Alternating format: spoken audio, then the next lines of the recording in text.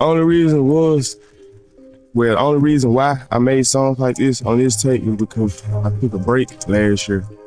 And I was just... Hold up. Pause everything, because Key Glock just blasted back into the spotlight, and trust me, he did not come back quietly.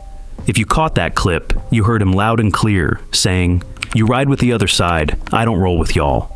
Now, on the surface, some might write this off as Glock just flexing, talking his usual confident game. But if you really understand the deep, complicated history between Paper Route Empire and Collective Music Group, then every word from Glock right now hits differently, like it's loaded with meaning and real emotion. This wasn't just an album drop, it was a power move. Glock returned with so much energy and tension that Memphis started buzzing again. And while the wider rap scene was distracted by other rivalries and online noise, Memphis kept simmering beneath the surface. The drama between PRE and CMG never really cooled off. Behind the scenes, things got tangled. Legal battles, serious setbacks, and some wild stories that most people never saw. But through all that chaos, one guy kept a low profile. Quiet, focused, rebuilding his legacy. That man was Key Glock, and that nickname, Glockavelli, it's no accident. It feels deliberate, like there's a bigger message hidden there. Today we're peeling back every layer of this epic comeback, breaking down why Memphis is buzzing again, and why the tension between PRE and CMG has everyone watching closely once more. The roots of this story go way back, so let's rewind to the beginning. 2014, young Dolph was on the rise, South Memphis born and bred, fiercely independent, and building Paper Route Empire from the ground up. Meanwhile, Yo Gotti was already dominating the Memphis rap scene, running CMG, and linked up with Interscope Records. Then came the moment that changed everything. Gotti reached out, wanting Dolph to join the CMG family. He respected the talent, the influence, the street credibility. But Dolph? He said one word, no hesitation, no second guessing. And that decision set the stage for everything that followed. He refused to work under another label's control because independence was everything to him. "I'm my own boss" wasn't just a lyric, it was how he lived every single day. Later, court reports revealed that the deal on the table was rumored to be around $22 million. But even with that massive number staring him down, he walked away. For some, that's just business. If it doesn't feel right, you move on. But in Memphis, where pride runs deep and powerful names hold weight, people saw that rejection as something far more personal. Brought to the light one that everything is bold. So you got a crazy couple of years, so are you bringing that into the music of everything, your feelings and all that? Yeah, for sure. On this tape, yeah, it's gonna be a lot of this. Was it difficult to do? Because you don't talk that much, so you don't really express your feelings. We know your music, we know your cars, we know your jewelry, your sneakers, but we don't know Key Glock unless he, feels his sin. Only reason why I made songs like this on this tape is because I took a break last year. And I was just taking care of everything, like far as my personal life and at home. Like I couldn't do that by being on the road and in the studio the whole year all the time. So I had to take a pause like on music. During the young Dolph trial, prosecutors highlighted how tensions between Dolph and certain figures connected to CMG escalated dramatically after the fallout. The courtroom discussions revealed years of public clashes, rap rivalries, and ongoing disputes tied to that broken deal. Those issues built up until the Memphis rap scene was forever changed. There was even an incident involving young Dolph's car in Charlotte, North Carolina. Instead of staying silent, Dolph fired back through his music. Tracks like 100 Shots turned real-life conflict into platinum records. The back and forth continued, diss songs flew across both camps, and the drama only intensified year after year. Key Glock was right there through it all, standing beside the man he called brother, cousin, and mentor. He wasn't just watching from the sidelines. Glock was locked in with Dolph through every moment of pressure and controversy. For Glock, this wasn't just about label drama. This was personal. It was about loyalty, family, and the people closest to him. But here's something many don't realize. Glock had his own battles with artists tied to CMG. While Dolph faced bigger industry tensions with Gotti and Big Juke, Glock wasn't just caught in the background. He had his own online rivalries with certain names affiliated with CMG. One of the biggest, take Lil Migo, for example. The internet was buzzing non-stop, caught up in the sneaky disses, subtle social media shots, and indirect messages flying between the two camps. And through it all, Glock never seemed like the type to stay quiet or back down from a challenge. His reputation for being real and raw wasn't new.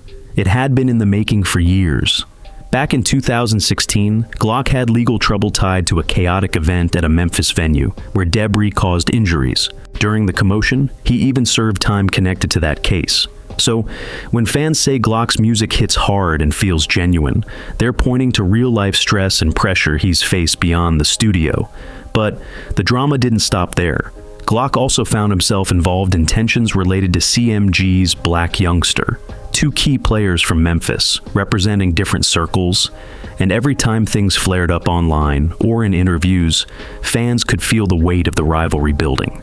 Now, here's the surprising twist. Key Glock seldom dove headfirst into the main feud between Dolph and Gotti in public. He kept a low profile about it, mostly letting Dolph handle the drama. Still, everyone watching knew exactly where Glock's loyalty lay. Being connected to PRE automatically put you in the middle of that rivalry too. Fast forward to 2021, Dolph and Glock were riding high, unstoppable. Dumb and Dumber 2 dropped, taking their momentum to a whole new level. Glock's Yellow Tape 2 surged to number 7 on the Billboard 200. Their fan base was exploding, and PRE was at its peak. Then, November 17th, 2021 changed everything. Young Dolph was tragically taken from us outside Makita's Cookies in South Memphis. The shock hit the city like a tidal wave. Fans, artists, and the entire music community were left speechless. To truly grasp what this meant for Key Glock, you have to understand how much Dolph meant to him. Dolph wasn't just a fellow artist or a business associate. He was the cornerstone of everything Glock had. He gave him a platform, guidance, and a tight-knit family to lean on. The story behind the music was far more intense than anyone realized. What started as a simple rivalry in the rap scene quickly evolved into something much deeper. Connections that went beyond beats and lyrics. After that turning point, the tension between PRE and CMG, DMG, wasn't just chatter or online back and forth anymore. It became headline news, courtroom drama, and a hot topic that sent waves throughout the entire industry. Then the courtroom doors opened. The trial of Justin Straight Drop Johnson, connected to the tragic loss of young Dolph, took the nation's attention. Over 4 demanding days, the prosecution went beyond focusing on just one person. They painted a much bigger picture, capturing the attention of the whole rap community. Deputy District Attorney Paul Hageman laid out the story for the jury, explaining how Dolph was more than just an artist. He was building a movement. He was carving out a path for his people, his PRE family, the South Memphis community, and those closest to him. Prosecutors revealed that some prominent figures tied to CMG, including Big Juke, Yo Gotti's brother and a key player in the label, had serious issues with Dolph's independent rise. According to testimony, Dolph had turned down business offers that didn't align with his vision, and that refusal sparked ongoing conflicts. The courtroom heard about multiple confrontations and incidents linked to young Dolph that stretched over years. Behind the scenes, there were talks of financial deals aimed at people connected to PRE, with a witness named Cornelius Smith sharing details about alleged payments involving individuals deep within the label's circle. Names like Key Glock, P Money Woo, Snoop Bands, and Moochie Grape surfaced alongside various sums of money mentioned on the stand. The atmosphere in the courtroom shifted. Everybody was hooked because these details reshaped how the story was understood. Now, picture yourself as Key Glock. While you're out there on stage, dropping tracks, traveling city to city, grinding to build your name, the courtroom was buzzing with claims that there was serious pressure on you and other PRE artists all along. The stakes were higher than anyone had imagined. The rumors had already been buzzing non-stop, but once alleged court details leaked online and DJ academics blew the story up, social media went absolutely wild. Fans flooded timelines with messages like, "Protect Key Glock at all costs." And it became clear, this wasn't just another rap feud. One particular twist from the prosecution shocked everyone. Court statements revealed that Justin Johnson was supposedly on a FaceTime call with Big Juke just moments after the incident involving young Dolph. This detail captivated the public because the prosecutors said it tied together key moments before, during, and after that fateful event. They even claimed that deleted call logs were recovered during the investigation, adding another layer to the story. Then, the day everyone was waiting for finally came, September 26th, 2024. The verdict was in. Justin Johnson was found guilty on multiple charges related to young Dolph's tragic passing, including serious criminal and conspiracy charges. He was handed a life sentence without the chance of parole, and reports said the jury reached their decision in less than 4 hours, a swift conclusion considering the gravity of the case. But even with the verdict, questions kept swirling. One major mystery involved Big Juke, the very person prosecutors cited multiple times. Big Juke had died earlier that year, back in January 2024, in a shooting outside a restaurant during a gathering after a funeral. Investigators think a dark-colored SUV might have been involved, but no arrests had been made by the time of the trial. This only fueled more speculation online. Memphis and social media exploded with theories, and the city's rap scene became a hotbed of discussion like never before. And just when everyone thought the story couldn't grow more complicated, another bombshell dropped. Hernandez Govan, accused by prosecutors of helping orchestrate the whole thing, went to trial in 2025. Despite testimony from Cornelius Smith claiming Hernandez Govan played a significant role behind the scenes, the jury wasn't convinced. In a surprising turn, Hernandez Govan was found not guilty and walked out of the courtroom a free person. Here's where things take a surprising turn with Key Glock. While everyone else was glued to courtroom updates, heated social media debates, and endless news cycles, Glock quietly slipped away from the spotlight. No flashy announcements, no dramatic goodbyes. He just slowly faded out from music, interviews, and public life. Fans were left wondering, where did Glock go? Is he all right? Why the sudden silence? The questions only grew louder because one of the biggest names from PRE seemed to have vanished from the scene. Then, right before dropping Glockavelli, Glock opened up in a Billboard interview about what was really going on during that time. He revealed that after all the heartache, the loss of Dolph, the emotional weight, and overwhelming pressure, he just lost his drive for music for a while. He needed space to focus on his mental health, personal healing, and getting back in balance. When you consider everything, courtroom testimonies, non-stop online speculation, losing someone he called family, and hearing that people connected to PRE face serious challenges too, it's easy to see why he had to step back.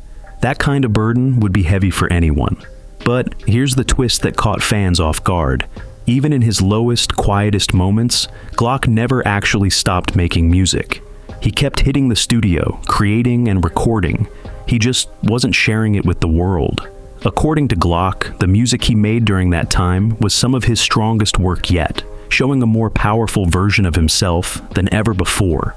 This was the critical period when the foundation for Glockavelli was laid, and there's more to the story than most realize. The idea for this project actually goes back to 2020 and 2021. Glock and Dolph had mapped out parts of it together, and Glock even had a custom chain made in advance. Originally, the project was meant to... This chapter picks up right after the Yellow Tape series, but everything shifted after Dolph's passing. Suddenly, the whole project stalled, pushed aside, and left untouched for years. It felt like the vision was frozen in time, tied up in raw emotion. Then, in 2025, Glock felt that the moment was finally right to bring it all back to life. In a revealing Billboard interview, Glock shared that the Machiavelli inspiration symbolized reinvention, growth, and stepping into a stronger, wiser version of himself. That's exactly the vibe of this new era. Glock rebuilding from the ground up after years of pressure, loss, and non-stop spotlight on his life. And when you think about the Tupac connection, the parallels are striking.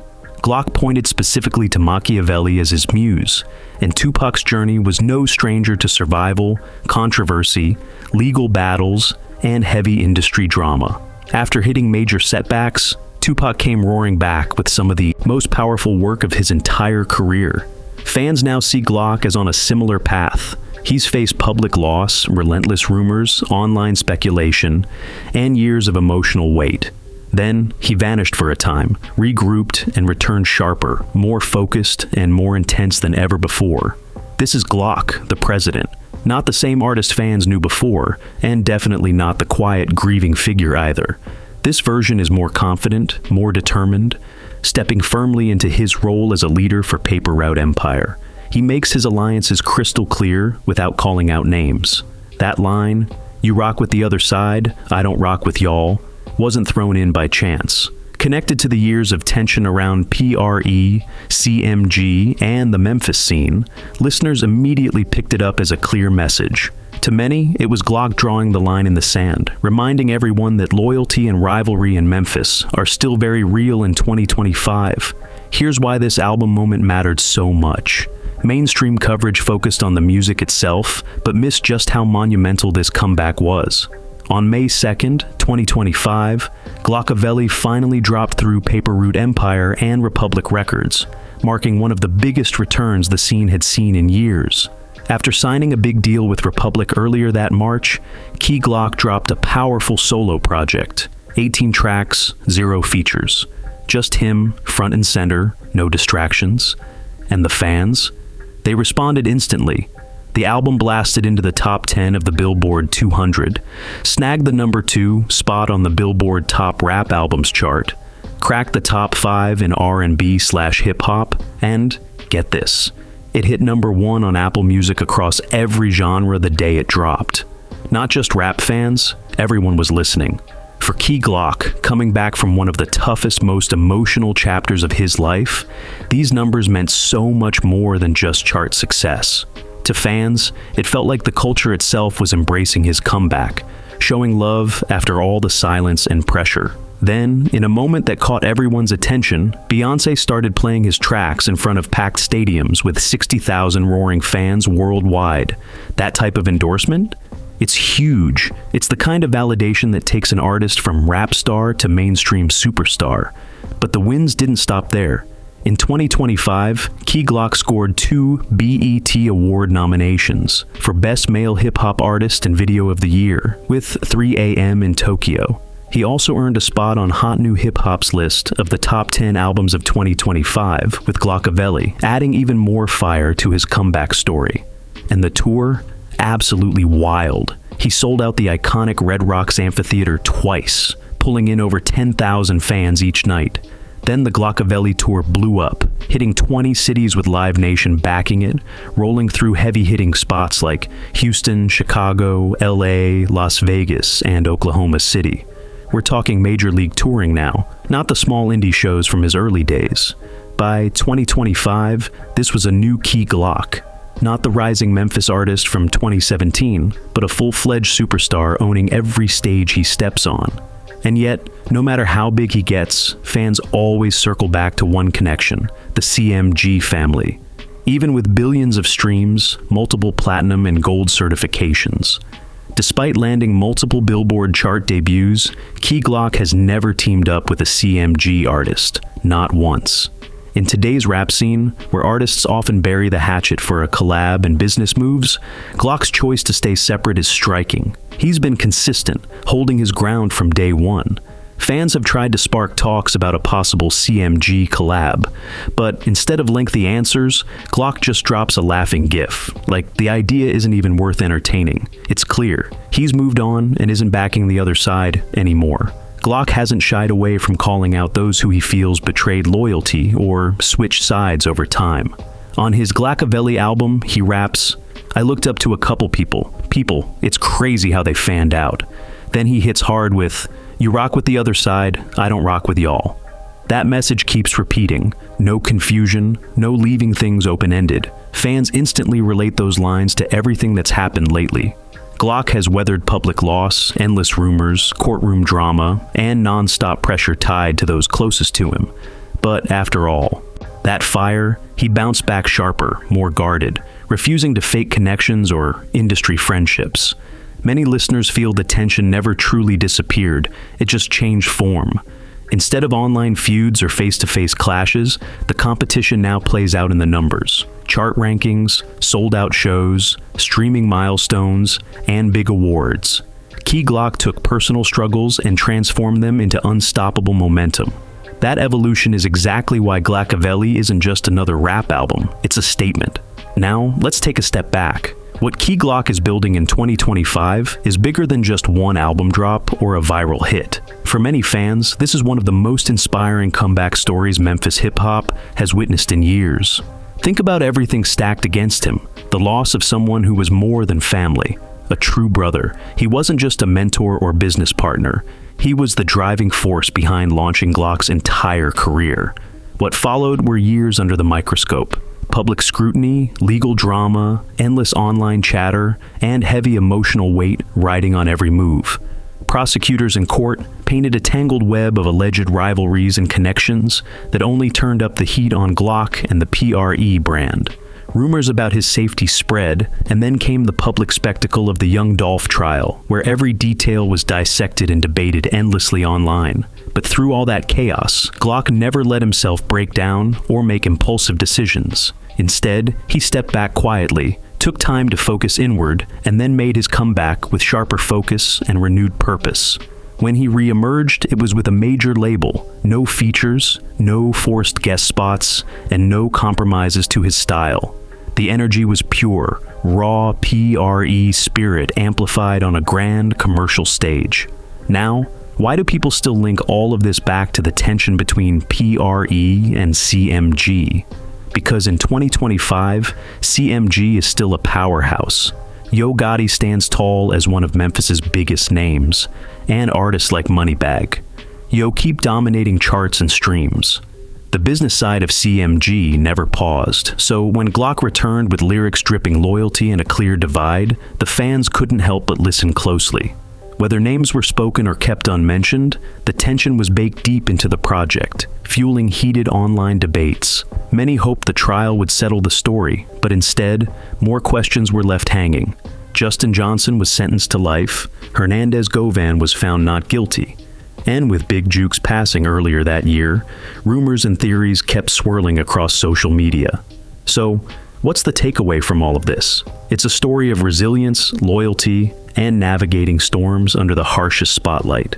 Glock's journey reminds us that even when the world is watching with judgment and doubt, staying true to yourself and your craft can lead to a powerful comeback. The chapters may be complicated, but the legacy is still in progress, and the story isn't over yet. If you found this breakdown as gripping as we did, make sure to hit that like button, subscribe for more deep dives, share this video with your crew, and drop a comment below telling us what you think happened next, or what part surprised you the most. Let's keep the conversation going.